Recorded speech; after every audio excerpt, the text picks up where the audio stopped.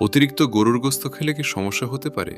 হ্যাঁ, অতিরিক্ত গরুর মাংস খেলে কিছু স্বাস্থ্য সমস্যা হতে পারে, বিশেষ করে যদি নিয়মিত বেশি পরিমাণে খাওয়া হয়।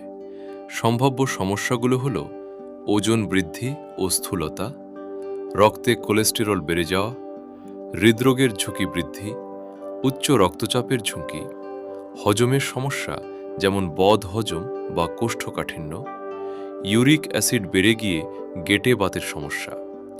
অতিরিক্ত চর্বিযুক্ত মাংস খেলে লিভারের ওপর চাপ পড়তে পারে, তবে পরিমিত পরিমাণে। চর্বি কম এমন অংশের গরুর মাংস খাওয়া শরীরের জন্য উপকারীও হতে পারে। এতে প্রোটিন, আয়রন, জিঙ্ক ও ভিটামিন বি12 থাকে। অতিরিক্ত গরুর মাংস খাওয়া স্বাস্থ্যের জন্য ক্ষতিকর হতে পারে। এতে ওজন বাড়তে পারে, কোলেস্টেরল বেড়ে হৃদরোগের ঝুঁকি তৈরি হতে পারে। এছাড়া ইউরিক অ্যাসিড বৃদ্ধি, বদহজম ও উচ্চ রক্তচাপের সমস্যাও দেখা দিতে পারে। তাই সুস্থ থাকতে গরুর মাংস পরিমিত পরিমাণে খাওয়া উচিত।